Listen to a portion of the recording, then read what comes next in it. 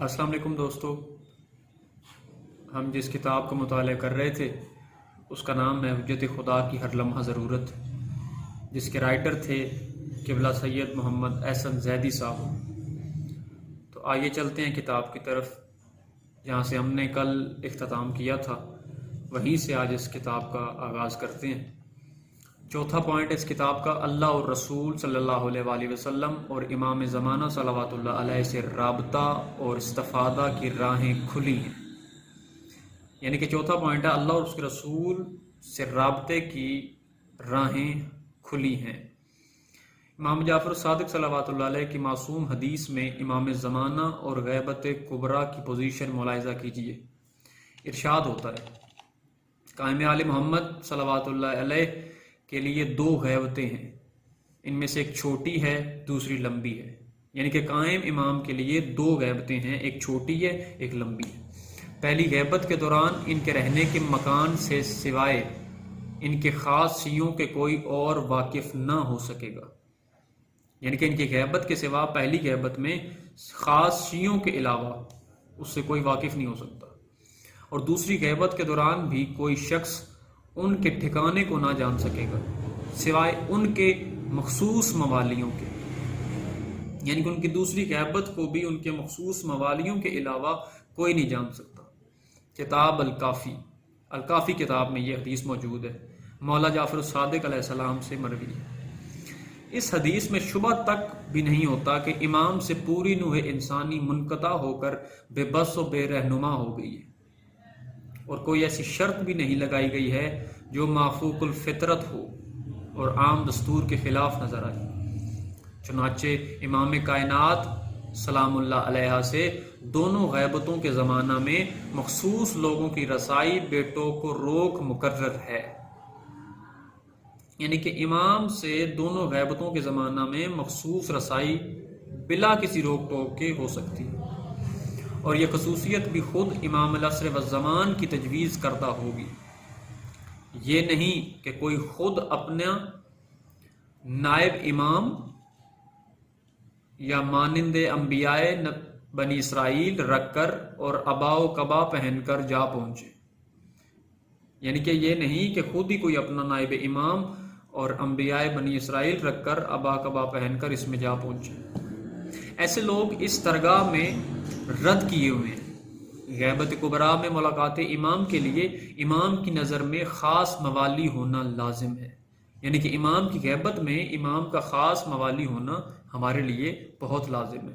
یعنی ان کی حکومت پر 100% ایمان رکھ کر اس حکومت کو عملاً نافذ کرنے میں منہمک ہو، یعنی ریت ہو، اور حضور کا ہر حکم اور تسلیم و عمل کرنے کے لیے ہمہ وقت رضامند ہو، اور رسول کا ہر حکم تسلیم کرنے کے لیے ہر وقت رضامند ہو۔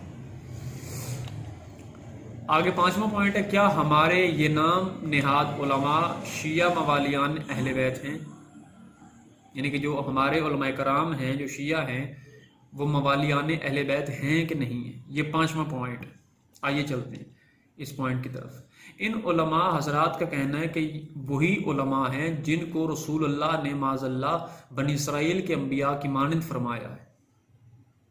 یعنی کہ وہ علماء فرماتے ہیں کہ ہم ان علماء کی مانند ہیں جن کو رسول اللہ نے بنی اسرائیل کی انبیاء کی مانند قرار دیا ہے، اور وہ اپنی اطاعت اور تقلید واجب ثابت کرنے کے لیے ایک حدیثیں پیش کیا کرتے ہیں جس میں فرمایا گیا ہے، ہم پر لازم ہے کہ ہم تمہیں بنیادی اصول بتاتے رہیں، اور تم پر واجب ہے کہ تم ان بنیادی اصولوں کی تشریح و تفصیل کر کے بتاتے رہو۔ یعنی کہ امام فرماتے ہیں کہ ہم پر لازم ہے کہ ہم تم پر بنیادی اصول صادر فرمائیں، اور تم پر لازم ہے کہ تم ان بنیادی اصولوں کی تشریح و تفصیل دنیا تک پہنچاؤ۔ یہ حدیث ثابت کرتی ہے کہ نظام غیبت میں بھی انتہائی اور اصولی ہدایات طالبین کو خود معصوم دے گا۔ یعنی کہ یہ تمام ہدایات معصوم خود دنیا کو دے گا۔ القا القول کے معنی سامنے آ کر یا ملاقات کر کے بات کرنا ہے، لہذا لازم ہے کہ ہر مسئلہ کے جواب میں قول معصوم پیش کریں اور از خود اپنے پاس سے کوئی بات نہ کہیں، اور اگر ضرورت ہوگی تو وہ وضاحت و تشریح کر کے دکھائیں گے۔ ایسی کوئی روایت موجود نہیں جس سے ثابت ہو کہ مجتہد حضرات امام معصوم کی تقلید سے باہر ہیں۔ وہ فرماتے ہیں کہ ایسی کوئی روایت نہیں ہے جس میں یہ بات ثابت ہو کہ تمام مجتہد حضرات امام اور معصوم کی تقلید سے باہر آتا ہے۔ لہٰذا ان پر بھی لازم ہے کہ وہ خود بھی اپنے اقوال و اعمال پر قول معصوم پیش کریں اور کوئی فعل و عمل ایسا نہ کریں جو ان کے اپنے من گھڑت دلائل پر مبنی ہو۔ لہذا ضروری ہے کہ امام زمانہ صلوات اللہ علیہ اپنے مقرر کردہ ان انبیاء کے ہم پلہ نائبوں اور جانشینوں سے مسلسل رابطہ رکھیں اور ان لوگوں کو بروقت ہر ضروری مسئلہ بتاتے رہیں۔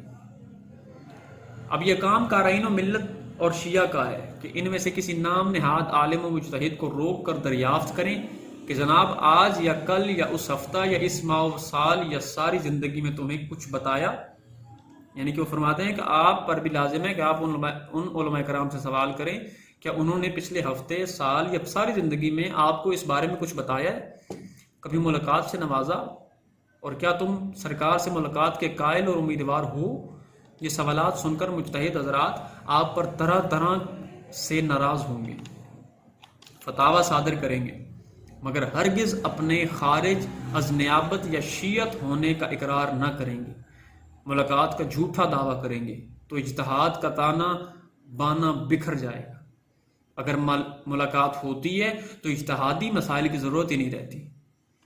یعنی کہ وہ فرماتے ہیں کہ اگر ملاقات ہو بھی جاتی ہے تو پھر اجتہادی مسائل کی قطعاً ضرورت نہیں رہتی۔ چھٹا پوائنٹ، تا قیامت ہدایات کی فراہمی اللہ، انبیاء اور ائمہ کی ذاتی ذمہ داری ہے۔ یعنی کہ قیامت کے دن تک ہدایت کی فراہمی اللہ، اس کے رسول، انبیاء اور ائمہ کی ذمہ داری ہے۔ اللہ نے بوقت تخلیق ہر مخلوق کی ہدایت کا انتظام رکھا، سورہ طٰہٰ میں یہ بات موجود ہے۔ پھر مسلسل تا حیات و ہدایات بھیجنے کا اعلان کیا، سورہ مومن میں بھی آیات موجود ہیں، طٰہٰ میں بھی موجود ہیں، اور طرح طرح کی ہدایات کی ترسیل پر قرآن میں بیانات دیے اور تصدیق کی کہ ہر رسول نے بڑی محنت اور جاں فروشی کے ساتھ ہدایات خداوندی پہنچائی ہیں۔ حضرت آدم علیہ السلام کی تخلیق سے کروڑوں سال پہلے ایک ادارہ غیبت یا نظام غیبت کلیہ کے ذریعے سے ہر اس مخلوق کی ہدایت کا انتظام فرمایا جو خلت وجود حاصل کرتی اور اسلام لانے والوں کے لیے مسلم بنتی رہی۔ سورہ عمران کی آیات کے ترجمے آپ کے سامنے پڑھ رہا ہوں۔ اور وقت آنے پر انسانی اطاعت و تسخیر کے لیے تیار رہے اور نعمت بن کر ضابطۂ حیات اسلام میں مددگار بنے، اور اس ادارے غیبت کے سربراہ کو تمام کائنات پر رحمت بنا کر پھیلا دیا، سورہ انبیاء، اور اس پوشیدہ سربراہ کو کائنات کی ہر چیز پر وسعت و قدرت عطا کر دی، سورہ اعراف۔ پھر تخلیق انسانی کے بعد سربراہ نظام غیبت کلیہ کو ہر نبی اور تمام امتوں کے تمام افراد پر نگران و ہدایت کار بنایا تھا، تاکہ جب پوری انسانیت کا محاسبہ کیا جائے تو حضور اکرم صلی اللہ علیہ وآلہ وسلم اور نظام غیبت کا ہر سربراہ، ہر انسان۔ اب آگے ان تمام آیات کے ترجمے کے طور پہ انہوں نے یہ باتیں کی ہیں کہ آیت ہر جانشین اور اس کے علاوہ ہر سربراہ اور اس کے علاوہ ہر نظام غیبت نے مذکورہ کلیہ اختیار کر لیا، لیکن ہدایت کی ترسیل از اول تا آخر تیز تر، وسیع تر اور سہل ہوتی گئی، اس لیے کہ انسانوں پر حجت خداوندی قائم رہے۔ چنانچہ قائم آل محمد ہادی دو جہاں رہنمائے کون و مکان علیہ السلام برابر طالبان ہدایت کو نوازتے چلے آ رہے ہیں اور اپنے آباء و اجداد ائمہ علیہ السلام کے تمام معیار برقرار رکھتے ہوئے آگے بڑھ رہے ہیں۔ غیبت کبریٰ ہو یا صغریٰ ہو، نظام ہدایت و تقلید کے طریقہ میں نہ کوئی تبدیلی ہوئی ہے نہ ہونا چاہیے۔ یعنی فرماتے ہیں کہ اس غیبت میں صغریٰ ہو یا کبریٰ ہو، تقلید کا نظام ہو یا ہدایت کا نظام ہو، اس میں نہ کوئی تبدیلی ہوئی ہے نہ ہونی چاہیے اور نہ ثابت کی جا سکتی ہے، بلکہ غیبت کبریٰ ان تمام مادی پابندیوں کو مومنین کی راہ سے ہٹا دیتی ہے جو کسی سربراہ نظام و ہدایت سے ملاقات پر عائد تھیں۔ اللہ اکبر۔ یعنی کہ کتاب والا فرماتا ہے کہ غیبت کبریٰ ان تمام مادی پابندیوں کو مومنین کی راہ سے ہٹا دیتی ہے جو سربراہ نظام و ہدایت سے ملاقات پر آئے تھے۔ یعنی اب طالب ہدایت کو مکہ یا مدینہ یا سامرا جا کر ملاقات کرنے اور سوالات کرنے کا احتیاج نہیں رکھتا، وہ جہاں ہو، جس حال میں ہو، امام العصر والزمان صلوات اللہ علیہ ان کے آس پاس ہی ہوتے ہیں۔ یہ کلیہ انہوں نے دی ہے اپنی کتاب میں کہ ہمیں ہدایت کے لیے سامرا، مدینہ منورہ، مکہ مکرمہ میں جانے کی ضرورت نہیں، بلکہ ہمیں اس بات کا عہد ہونا چاہیے کہ ہمارے امام ہر وقت ہمارے آس پاس موجود ہیں اور ہمیں دیکھ رہے ہیں، اور ہمارا ہر عمل ان کی آنکھوں کے سامنے ہے۔ ان کے قلوب اور اذہان میں گزرنے والے خیالات تک سے سابقہ آئمہ کی طرح مطلع ہوتے ہیں، یعنی کہ ہمارے ذہنوں میں جو خیال ابھرتا ہے وہ خیال بھی امام معصوم اس کو جانچتا ہے اور سمجھتا ہے اور جانتا ہے۔ لہٰذا اگر وہ واقعی سرکار علیہ الصلاۃ والسلام کے مقلد منتظر ہیں، انہیں ہدایت عطا فرما دیں گے۔ امام زمانہ سے طالب ہدایت کی ملاقاتیں ہوتے رہنا مجتہدین کے قلم اور زبان سے بھی ثابت ہے، اور یہ بات مجتہدین بھی مانتے ہیں کہ امام زمانہ سے ملاقات ہوئی۔ آگے بڑھتے ہیں۔ اور ہر ممکن لمحہ ہے، اور یہ ملاقاتیں کسی خاص جگہ یا مرکز میں جا کر کرنا نہیں پڑی، بلکہ سرکار حجت خدا خود ملاقات کے لیے تشریف لاتے رہے۔ لہذا نظام غیبت میں باقی تمام نظام ہائے انسانی سے زیادہ سہولتیں فراہم کی گئی ہیں۔ بہرحال غیبت میں بھی ہدایات کی فراہمی امام زمانہ کی ذاتی ذمہ داری ہے، اور ہر لمحہ میں آپ کی اطاعت لازم ہے، یعنی کہ ان کی غیبت میں ہر انسان پر ان کی اطاعت لازم ہے، نہ کہ کسی مجتہد کی اطاعت۔ ائمہ کی اطاعت نہ کرنا، ہر لمحہ میں ان کا حکم اور فیصلہ حاصل نہ کرنا کفر اور شرک ہے۔ 7واں پوائنٹ، یعنی کہ ائمہ کی اطاعت نہ کرنا ایک قسم کا، اور ان کا حکم اور فیصلہ نہ ماننا ایک قسم کا شرک بھی ہے، کفر بھی ہے۔ اللہ نے جن ہستیوں کی ہدایت و تقلید اور اتباع فرض کی ہے وہ پوری کائنات کے عالم حقیقی ہوتے ہیں۔ بے شک امام جعفر الصادق صلوات اللہ علیہ، جو شخص کائنات کی کسی چیز سے بھی جاہل ہو اس کی اطاعت و تقلید و اتباع واجب نہیں۔ چھٹے امام فرماتے ہیں جو شخص کائنات کی کسی ایک چیز کے بارے میں بھی نہیں جانتا یا کسی ایک چیز کے بارے میں بھی جاہل ہے تو اس کی اطاعت، تقلید اور اتباع واجب نہیں ہے۔ یہ میں نے اپنا قول نہیں بلکہ معصوم کا قول آپ کے سامنے پڑھا ہے، چھٹے مولا کا فرمان۔ آگے امام فرماتے ہیں ہم ہی وہ قوم ہیں جن کی اطاعت اللہ نے فرض کی۔ اللہ اکبر۔ امام رضا کا آگے فرمان ہے کہ میں کہتا ہوں کہ تمام انسان اطاعت کے معاملے میں ہمارے بندے یا غلام ہیں۔ امام جعفر صادق صلوات اللہ علیہ نے فرمایا تمام انسانوں پہ ہماری معرفت حاصل کرنا اور ہر معاملے کو فیصلے کے لیے ہمیں سپرد کرنا اور ہمارے ہر حکم اور فیصلے کو دل سے تسلیم کرنا واجب ہے۔ ہر انسان کے لیے ہمارے فیصلے کو تسلیم کرنا اور ہمارے ہر حکم کو ماننا اور دل سے ماننا واجب ہے۔ پھر فرمایا کہ یہ مسلمان روزے رکھیں، نمازیں پڑھیں اور برابر لا الہ الا اللہ کا اعلان کرتے رہیں، لیکن یہ طے کر لیں کہ وہ اپنے کسی معاملہ کو حکم اور فیصلے کے لیے ہمارے پاس نہ لائیں گے، خود ہی اپنی بصیرت سے فیصلہ کر لیا کریں گے، تو وہ مسلمان ہوتے ہوئے عبادتیں کرتے ہوئے بھی مشرک رہیں گے۔ امام فرماتے ہیں بے شک ایسے مسلمان کہ جو روزہ رکھے، نماز پڑھے، لا الہ الا اللہ کے اقرار کرے، اگر کوئی ایسا مسلمان اپنے کسی معاملے میں فیصلہ ہمارے حکم کے مطابق صادر نہیں کرتا اور خود وہ اپنی بصیرت کے مطابق اسے فیصلہ کر دیتا ہے تو وہ مسلمان جو بھی عبادت کرے گا وہ عبادت مشرک کہلائے گی، یعنی کہ وہ عبادتیں مشرک ہونے کی حیثیت سے کرے گا۔ اللہ اکبر۔ یہ بہت بڑی بات ہے جو آپ کے سامنے ابھی میں نے بیان کی۔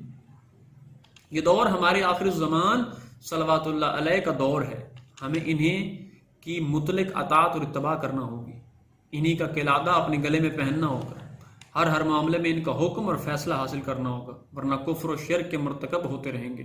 ارشاد باری تعالیٰ ہے، اب ارشاد سنیے گا سورہ نساء، یہ جو ترجمہ ہے وہ آپ کے سامنے پڑھ رہا ہوں۔ اے وہ لوگوں جو ایمان لائے ہو، تم اللہ اور رسول صلی اللہ علیہ وسلم کی اطاعت کرو اور جو تم میں سے صاحبان امر ہوں ان کی بھی اطاعت کرو، یعنی کہ اطاعت کرو اللہ، اس کے رسول کی، اور جو صاحب امر ہے اس کی اطاعت کرو۔ چنانچہ اگر تمہارے اندر تنازع پیدا ہو جائے تو خواہ وہ کسی بھی معاملے کا ہو تو تم اس متنازع معاملہ کو اللہ اور اس کے رسول کے سامنے فیصلے کے لیے پیش کرو۔ اگر تم میں کوئی بھی متنازع ہوتا ہے تو اسے اپنے ذریعے سے نہیں بلکہ اللہ اور اس کے رسول کے فیصلے کے ذریعے سے اخذ کرو، یعنی کہ اس کے اللہ اور اس کے رسول کے سپرد کر دو۔ اگر تم اللہ اور آخری دن پر ایمان رکھتے ہو تو تمہارے لیے جھگڑے کو رسول کے سامنے لے جانا ہی خیر ہے اور بہترین طریقہ کار ہے۔ اس آیہ کریمہ کو تمام مخالف اور موالف علماء نے قیامت تک کے لیے قانونی طریقہ کار کی حامل قرار دیا ہے، لہٰذا محمد مصطفیٰ صلی اللہ علیہ وآلہ وسلم کی وفات کے بعد بھی یہ آیت محمد کا عملی وجود مانتی ہے، ورنہ یہ نہ کہا جاتا کہ فردوہ الی اللہ ورسولہ، اور وہ عملی وجود حضرت علی اور ائمہ علیہم الصلاۃ والسلام کا وجود ہے۔ اور اس آیت میں جس طرح محمد اللہ کی جگہ لیتے ہیں اسی طرح علی محمد کی جگہ آتے ہیں، یعنی کہ جس آیت میں وہ آپ کے سامنے پڑھ رہا ہوں کہ جس آیت میں محمد علی کی جگہ لے رہے ہیں، اللہ کی جگہ لے رہے ہیں، اسی طرح علی محمد کی جگہ لے رہے ہیں، اور اللہ اور محمد کی جگہ تنازعات کا فیصلہ کریں گے۔ لہٰذا اس دور میں قیامت تک کے مسلمانوں کو اپنے جھگڑوں میں امام آخر الزمان صلوات اللہ علیہ کو رہنما بنانا ہوگا، بے شک، یعنی کہ اس دور میں ہمیں وقت کے امام کو رہنما ہمیں لازماً بنانا ہوگا اور انہی سے فیصلہ کروانا ہوگا۔ یہ فیصلہ کر لینا کہ اللہ کی جگہ قرآن ہے اور رسول کی جگہ احادیث ہیں باطل ہے، لا شک، یعنی کہ اگر یہ فیصلہ کر لینا کہ اللہ کی جگہ ہمارے پاس قرآن موجود ہے معاذ اللہ تو رسول کی جگہ احادیث موجود ہیں، تو یہ قطعاً بھی صحیح بات نہیں ہے، یہ سراسر باطل دلیل ہے، چونکہ قرآن نے کہیں بھی اس فیصلے کی تائید نہیں کی ہے، یعنی کسی آیت میں یہ نہیں کہا کہ قرآن اللہ کے برابر ہے اور حدیث رسول کے برابر ہے، اور جس فیصلے کو قرآن سے سند نہ ملتی ہو وہ یقیناً غیر اسلامی فیصلہ ہوگا، لہٰذا ہمیں ہر معاملہ میں حجت خدا کی ہر لمحہ ضرورت ہے۔ سامعین، یہی وہ ٹاپک ہے جس پر ہم بات کر رہے ہیں، جس پر ہماری کتاب مبنی ہے کہ حجت خدا کی ہر لمحہ ضرورت ہے، اور ہم یہاں تک پہنچے ہیں کہ اسی وجہ سے ہمیں ہر معاملے میں اپنے وقت کے امام کی ہر لمحہ ضرورت ہے۔ یہ تھا آج کی ہماری گفتگو اس کتاب سے، تو کل سے بڑھیں گے اس کتاب کے اگلے حصے کی جانب۔ تو آپ تمام احباب سے گزارش ہے کہ ہمارے اس چینل کو لائک، سبسکرائب اور شیئر کیجئے تاکہ تمام لوگ جو اس چینل سے وابستہ ہیں یا ہونا چاہتے ہیں ان کتابوں سے اور اس چینل سے مستفید ہو سکیں۔ والسلام، بہت شکریہ۔